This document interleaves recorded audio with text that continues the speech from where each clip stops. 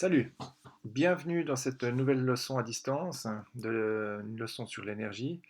Aujourd'hui, on va voir comment on peut mesurer cette énergie, mais avant de parler de ça, on va peut-être se rappeler de ce qu'on a fait les dernières leçons pour se remettre un peu les choses en tête. Donc en fait, je prends cette image comme point de base, parce que finalement, on fait tout ça pour comprendre comment est utilisée l'énergie, à quoi elle sert dans notre vie quotidienne. On voit que rien que dans les ménages, l'énergie est très grandement utilisée, hein. On voit aussi que dans les transports, on a beaucoup de besoin d'énergie, dans l'industrie et dans les services. Donc tout ce qu'on fait là, c'est finalement pour comprendre ce qu'on vit dans la vie de tous les jours, ce dont on a besoin. Alors, dans les deux premières leçons, on s'est posé la question de ce que qu'est finalement l'énergie. On y a répondu avec des interrogations, mais aussi des certitudes. Euh, la leçon 3 nous a permis de discuter des transferts d'énergie d'un dispositif à l'autre, d'un appareil à l'autre, mais aussi de ces transformations, par exemple d'une énergie mécanique à une énergie électrique. La leçon 4, on a étudié les sources d'énergie exploitables, donc finalement où est-ce qu'on peut aller chercher cette énergie pour l'utiliser dans notre quotidien. Et puis finalement, aujourd'hui, dans la leçon 5, on va discuter de la mesure de l'énergie. Alors, plus précisément, ce qu'on va faire aujourd'hui, c'est parler d'une nouvelle grandeur scientifique, une nouvelle grandeur physique, qui est le travail d'une force, ce qui nous amènera à pouvoir directement calculer des énergies grâce à ce travail. Si on calcule les énergies, on a besoin d'une unité de mesure, donc le joule, on en parlera, c'est l'unité officielle de l'énergie.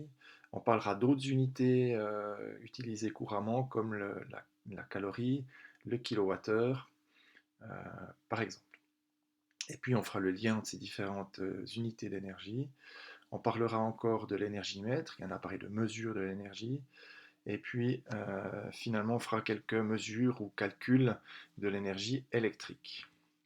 Alors, démarrons par une question. Finalement, on doit passer du point A au point B, donc monter 300 mètres de dénivelé, d'altitude, par deux chemins possibles. Le chemin jaune qui est le plus court, visiblement, mais le plus raide, ou le chemin rouge qui fait des lacets et donc qui est moins raide, mais plus long. Et finalement, par quel chemin on fera le plus d'efforts? Alors, c'est un petit peu, si on simplifie la situation, c'est un petit peu comme si on montait une charge. Donc la charge c'est nous, si on monte le chemin, d'une certaine hauteur en prenant un chemin court ou un chemin long. Alors en science, on aime bien mesurer pour pouvoir découvrir et comprendre. Donc on va remplacer la situation des chemins de montagne par une situation plus simple. Cette situation, ça va être simplement, ici on le voit, une charge. Donc deux dispositifs, hein, un premier dispositif, un deuxième dispositif. Les deux dispositifs font une chose, c'est monter cette charge de 25 cm. Alors les flèches ne sont pas très cohérentes, mais le but c'est de monter cette charge de 25 cm. Pourquoi 25? Bon, c'est arbitraire, j'ai choisi 25 pour choisir une distance. Alors une fois, on va simplement utiliser une ficelle qui est déviée ici par cette poulie et qui est tirée par ce dynamomètre. Le dynamomètre nous permettra de mesurer la force. Ici, c'est presque pareil, mais on a rajouté une poulie mobile ici qui permet de diviser la force. On sait que les poulies mobiles sont utiles pour simplifier le travail. Donc, on va voir l'effet qu'aura cette poulie mobile. Mais on peut évidemment imaginer que ça aura un effet aussi sur la longueur, la distance de traction ici, puisque la ficelle fait d'abord le tour de la poulie mobile avant de venir ici sur le dynamomètre qui mesurera la force. Voilà. Donc deux situations. Si on avait pu faire les mesures ensemble, on aurait obtenu quelque chose comme ça. Alors j'ai pris trois cas, une fois 200 grammes, une fois 500 grammes, une fois 700 grammes, pour voir s'il y avait des différences en changeant la charge ici. Donc cette charge-là, je l'ai variée trois fois. Alors pour le premier cas, donc une charge de 200 grammes, je vois que dans le premier dispositif, donc celui-ci, le plus simple, évidemment qu'on va avoir une distance de traction de 25 cm, donc 0,25 m, puisque on monte de 25 cm ici, donc c'est évident. Et on mesure une force de 2 newtons. Là aussi, 2 newtons, on pouvait s'y attendre, puisque une charge de 200 grammes, c'est 0,2 kg, fois 10, c'est-à-dire le G de la force de pesanteur, on obtient bien les 2 newtons qui nous permettent de soulever cette charge. Avec la poulie, on voit que cette force est divisée par 2, donc c'est plus simple, ça demande moins de force de soulever la charge. Par contre, on voit qu'on a besoin d'une distance plus grande, le double, pour soulever cette charge. Ça va être pareil pour 500 grammes et 700 grammes. Seule chose qui change, c'est la force de base pour soulever, puisqu'on soulève une charge plus grande. Mais on retrouve cette force divisée par 2 ici, et cette longueur, cette distance de traction multipliée par 2. Finalement, si on se dit que ici on divise par 2, là on multiplie par 2, ben, on peut définir une nouvelle grandeur qui est finalement la multiplication de la force et de la distance de traction. Si je multiplie la force et la distance, j'obtiens 0,5. Je multiplie la force et la distance, j'obtiens 0,5 aussi. C'est le cas pour les deux autres cas. Donc on a une grandeur qui nous permet de définir en fait finalement un effort qui est pareil, quel que soit le chemin qu'on prend. Donc si je reprends mon image de montagne, quel que soit le chemin que je prends, je vais faire le même effort, puisque cette notion, cette nouvelle grandeur qui est le travail en physique, le travail, représente finalement l'effort fourni pour pouvoir soulever cette charge de deux manières différentes, mais ça revient au même. Le travail, c'est la force fois la distance. Voilà, donc on se rend compte que l'effort est le même. Et puis, alors, pour préciser les choses, le travail en physique se note W comme work. Il se calcule par la force fois la distance en mètres, à condition que la force suive la direction du déplacement. L'unité du travail W se mesure en newton-mètre, évidemment, newton fois mètre, ça fait des newton-mètres, c'est l'unité. Ce qu'on peut retenir, c'est que le travail pour soulever cette plaque, par exemple une plaque de chocolat de 100 grammes, cette plaque est de 1 newton fois 1 mètre, donc de 1 newton-mètre. C'est un peu abstrait, mais ça va nous amener à l'énergie, puisque tout travail demande de l'énergie. Et puis, on peut définir l'unité d'énergie de cette manière-là, c'est-à-dire le joule est utilisé alors en particulier dans la mécanique, mais c'est le travail effectué par une force d'1 newton sur 1 mètre. Donc 1 joule, c'est 1 newton-mètre dans le système international, SI pour système international.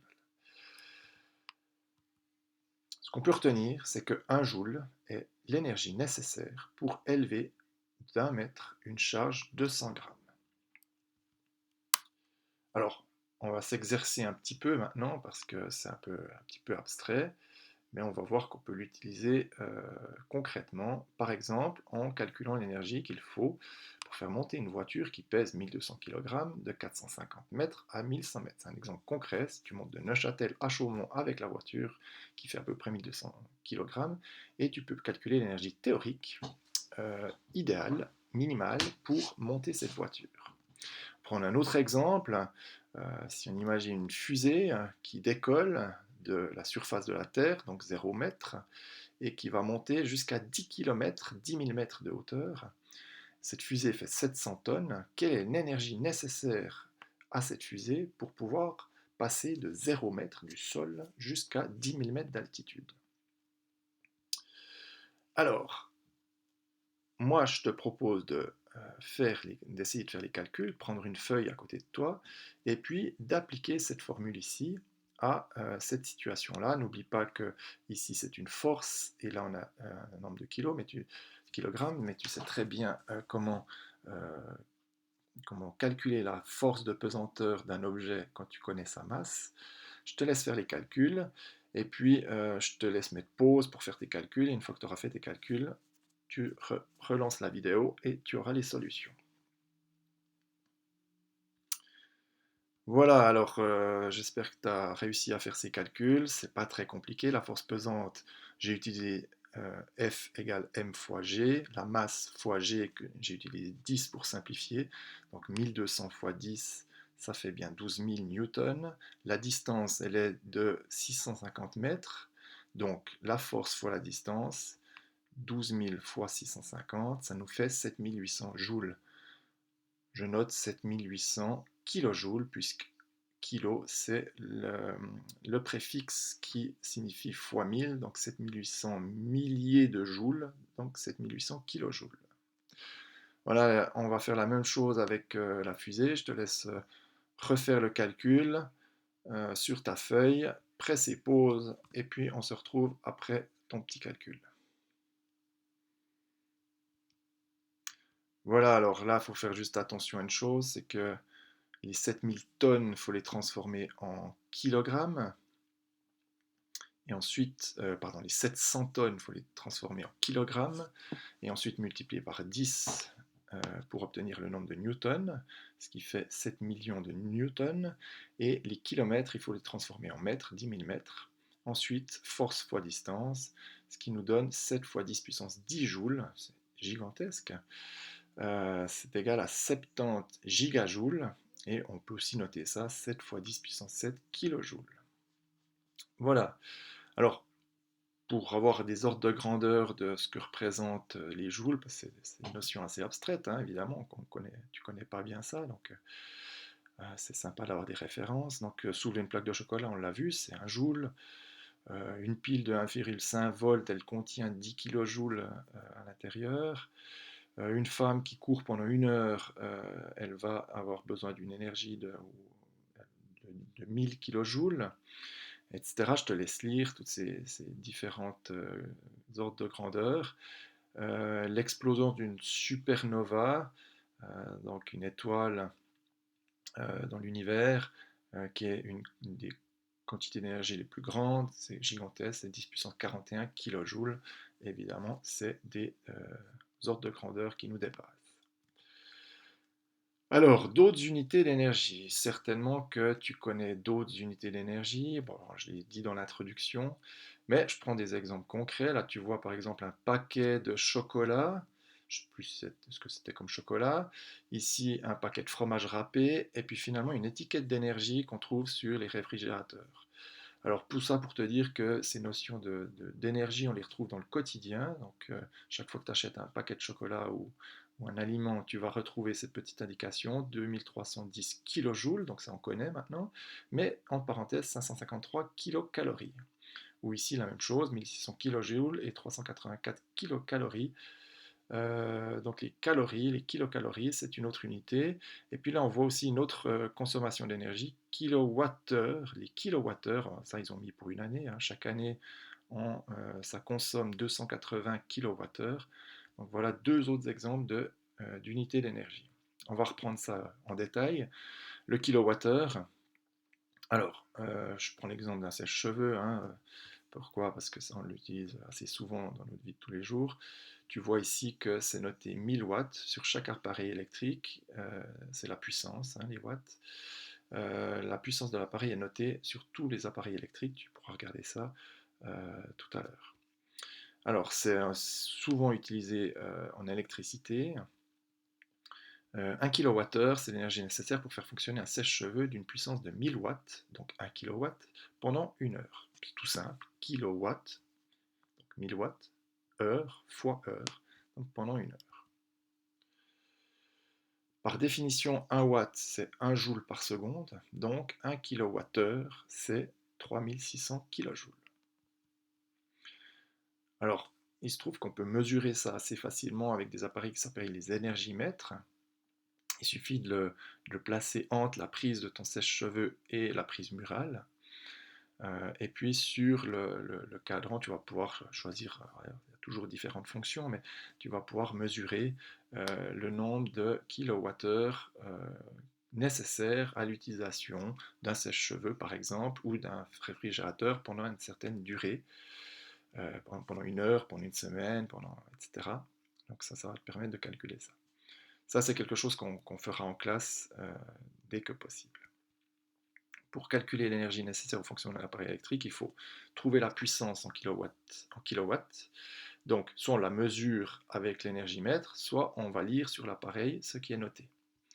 Connaître le temps en heures, ça c'est important, l'unité c'est en heures d'utilisation de ton appareil. Bon, le sèche-cheveux par exemple, si je l'utilise pendant 2 heures, le temps c'est 2 heures, donc pas très compliqué. Et puis le calcul, c'est simplement la puissance fois le temps, et ça nous donne l'énergie en kilowattheures, évidemment, puisque la puissance sera notée en kilowatts, le temps en heures, donc des kilowattheures. Petit exemple de calcul, ce sèche-cheveux que j'utilise pendant 24 minutes pour me sécher les cheveux, quelle quantité d'énergie a-t-il eu besoin ce sèche-cheveux pour fonctionner? Alors, la puissance 1000 watts, le temps 24 minutes que je vais transformer en heures, donc divisé par 60, 60 minutes, calculer l'énergie, donc je vais faire le nombre, la puissance fois le temps, c'est-à-dire 1 kW fois 0,4 et ça me donne 0,4 kWh, ça c'est l'énergie nécessaire pour utiliser ce sèche-cheveux. Voilà, alors une autre énergie c'est la calorie, abrégée cal, qui est surtout utilisée dans des notions, dans des domaines de thermodynamique, donc tout ce qui concerne la chaleur, la température. C'était en particulier, c'est venu cette unité en particulier quand on parlait de machines à vapeur et tout ce domaine-là. Donc la calorie, c'est l'énergie nécessaire pour augmenter la température d'un gramme d'eau de 1 degré. On précise à la température de 14,5 à 15,5 degrés Celsius. Il faut bien savoir que cette énergie pour chauffer 1 gramme d'eau d'1 degré va changer en fonction de la température. Pas beaucoup, mais un petit peu. Donc là, on a défini clairement que la calorie, c'était 1 gramme d'eau d'1 degré. Donc on peut retenir que 1 kilocalorie est l'énergie nécessaire pour élever de 1 degré 1 kg d'eau. Hein, puisqu'un kilogramme, c'est 1000 fois plus qu'un gramme, donc ici on a 1000 fois plus qu'une kilocalorie. Une kilocalorie est l'énergie nécessaire pour élever de 1 degré 1 kg d'eau, donc 1 litre.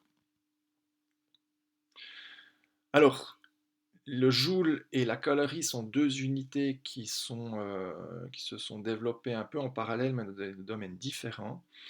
Et puis longtemps, on n'en a pas fait le lien. Et puis petit à petit, on s'est rendu compte que finalement, cette énergie dans la mécanique pour déplacer ou soulever des objets ou dans la thermodynamique pour chauffer des fluides, c'était la même grandeur.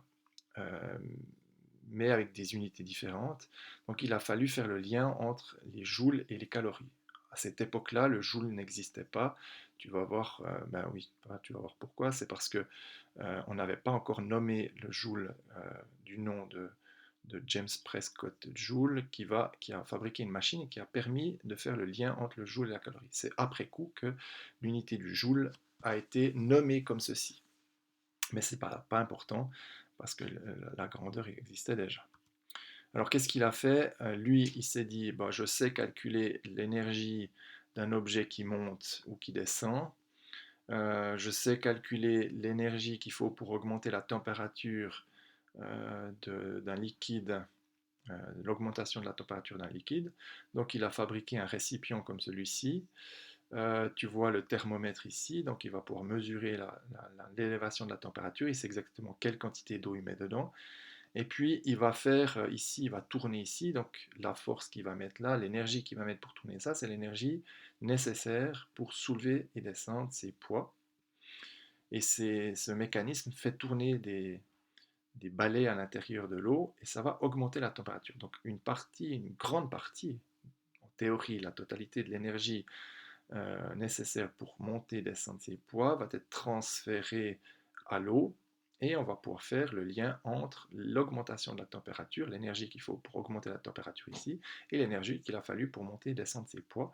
Et donc on aura fait le lien entre les joules et les calories. Alors, Monsieur Joule a réussi à obtenir une grandeur qui était proche, c'était pas encore exactement celle-là, mais qui était proche de 4,18 joules pour une calorie. Le lien était fait autant dans les notions d'énergie, qui étaient très différentes, que dans les unités qui n'avaient pas été reliées. Donc à partir de maintenant, on sait qu'une calorie, c'est à peu près 4,18 joules. Je dis à peu près parce que ça dépend de nouveau de comment on chauffe, à quelle température on chauffe l'eau. Mais c'est ce qu'il faut retenir, une calorie est égale à 4,18 joules. Ou une kilocalorie, 4180 joules. Donc en résumé, l'unité officielle dans le système international des unités de l'énergie, c'est le joule, abrégé J majuscule. Elle est souvent notée en calories, qui n'est pas une unité officielle, mais une calorie, c'est 4,18 joules, ou en kilocalories, une kilocalorie, c'est 4180 joules. Ou encore en kilowattheure, un kilowattheure, c'est 3 600 000 joules. Tu peux calculer l'énergie ainsi, donc dans les domaines des mouvements, ce qu'on appelle la mécanique, ça va être la force fois la distance, à condition que la force soit dans la même direction que le déplacement, ça on l'a vu. Dans le domaine de l'électricité, on va faire la puissance de l'appareil électrique fois le temps d'utilisation de l'appareil. Et puis on pourra encore calculer l'énergie dans le domaine de la chaleur, mais ça c'est le sujet de la prochaine leçon. Encore une chose, on a parlé de puissance, et puis évidemment que tu as souvent entendu qu'une voiture était plus ou moins puissante, hein. C'est une caractéristique dont on aime bien parler dans les voitures, en tout cas pour les amateurs de voitures. Par exemple, cette jolie Porsche ici qui est, selon les indications du constructeur, qui a une puissance de 450 chevaux, hein, ce qui est gigantesque pour une voiture. Alors c'est quoi ces chevaux, ce cheval? Alors c'est en fait une autre unité de puissance. Alors cette fois-ci c'est de puissance, mais vu qu'on en parle souvent, la puissance et l'énergie c'est très lié, mais c'est en fait le cheval vapeur, abrégé CH, cheval vapeur. Pourquoi cheval vapeur? Parce que on a fait le lien entre la puissance d'un cheval et la puissance d'une machine à vapeur. Et on a défini qu'un cheval vapeur, c'était une unité de puissance qui exprimait la puissance du cheval, c'est-à-dire un cheval bien, qui est bien en forme est capable de soulever en une seconde de 1 mètre une charge de 75 kg. Et ça, c'est la puissance qu'il développe pour soulever une charge de 75 kg de 1 mètre en une seconde. Et si on fait le calcul, bah, évidemment, on peut calculer l'énergie nécessaire pour monter une charge de 75 kg, c'est-à-dire un peu moins de 750 kg si on multiplie par 9,81 fois une distance de 1 mètre, donc ça fait à peu près, ça fait un peu moins de 750 newtons. Qu'on divise ça par le temps pour obtenir la puissance, ou alors on divise 450 chevaux par ici la puissance notée en kilowatts, et on fait le lien entre un cheval vapeur qui représente 735 watts. Voilà. Pour les sportifs, 735 watts. Dans les cyclistes, on parle souvent de puissance, pas que dans ce sport, mais quand ils montent un col, ils montent avec une puissance de 200, 300, 400 watts, avec des pointes de 800 watts, mais ça c'est très rare. C'est des pointes de quelques secondes, donc c'est juste pour donner des ordres de grandeur. Voilà, cette histoire de cheval à vapeur, pas besoin de ton souvenir, c'est juste une anecdote pour faire un lien avec une unité de puissance dont on parle souvent dans la vie de tous les jours. Voilà, donc pour la prochaine leçon, je te demande de faire les choses suivantes. Donc déjà, prendre le temps de mettre de l'ordre dans tes idées. J'ai raconté beaucoup de choses. Ça vaut la peine de prendre une feuille blanche et puis de faire un résumé de tout ça pour retenir l'essentiel.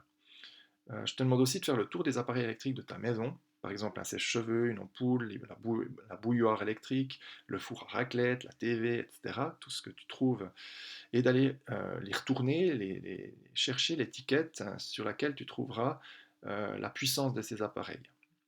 Ça te permettra de te rendre compte de ce que consomme l'ordre de grandeur de consommation de ces appareils.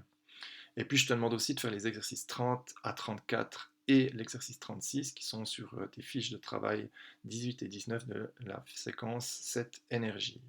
Ça te permettra d'exercer ces différentes notions qu'on a vues aujourd'hui. Voilà, je te souhaite un bon travail, une bonne digestion de tout ça, et puis on se retrouve très bientôt pour la prochaine e-leçon. Salut!